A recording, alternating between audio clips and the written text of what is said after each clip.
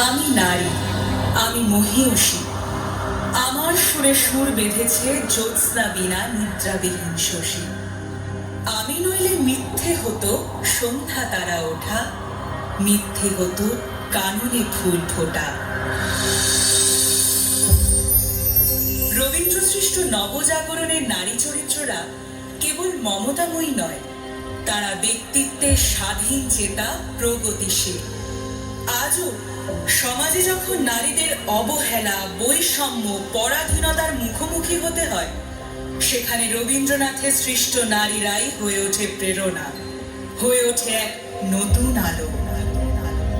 মধু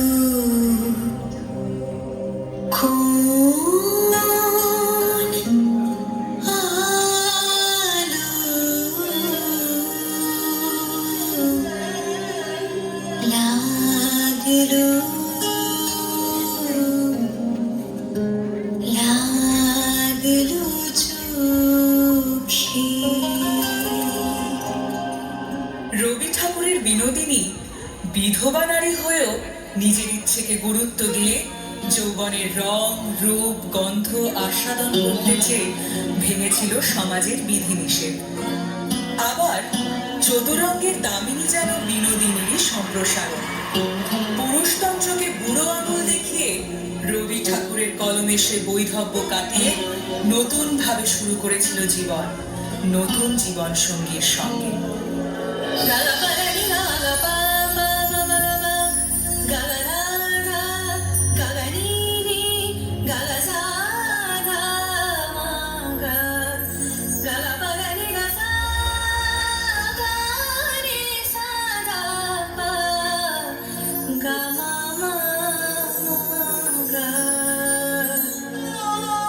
শেষের কবিতার লাবণ্য প্রেমকে খুঁজতে চেয়েছিল স্পর্শে নয়, মননে। জীবনের জটিলতার কারণে ভালোবাসা সত্ত্বেও সে তার প্রেম অমিতকে মুক্তি দিয়েছিল। অন্যদিকে চারুলতার ধন, ঐশ্বর্য থাকা সত্ত্বেও পায়নি স্বামীর ভালোবাসা।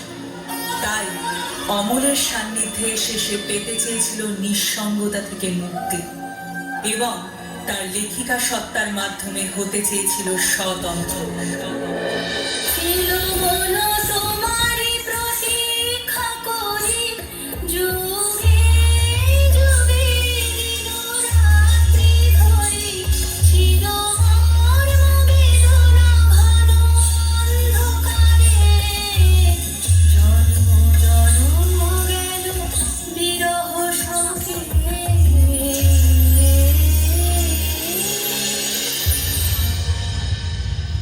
প্রকৃতি সে অস্পৃশ্য, সমাজের চোখে অবহেলিত, কিন্তু তার মধ্যে দিয়ে রবি ঠাকুর প্রকাশ করলেন এক নারীর গভীর আত্মমর্যাদা ও মানবিকতা, যে সামাজিক বিভেদের ঊর্ধ্বে গিয়ে অর্জন করল স্বীকৃতি।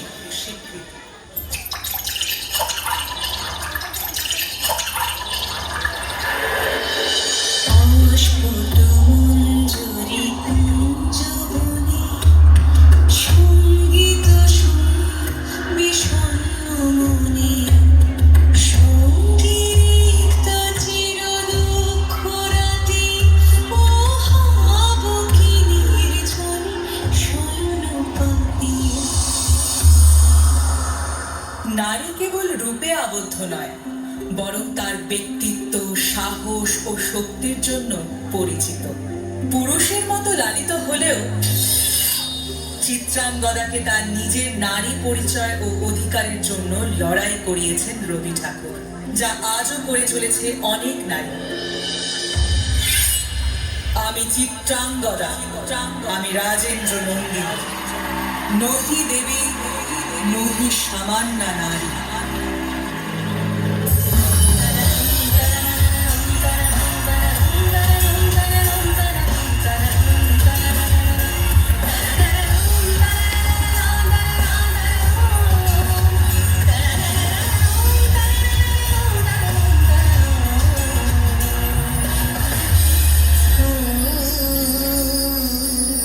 রবি ঠাকুর বুঝিয়েছেন নারী স্বয়ং সিদ্ধা, তারা কারোর ওপর নির্ভরশীল নয়, বরং তাদেরই উপর দাঁড়িয়ে আছে পরিবার, এই সমাজ, এই দেশ, এই গোটা পৃথিবী।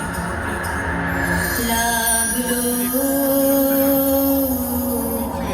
লাগলো চোখে মধু খুব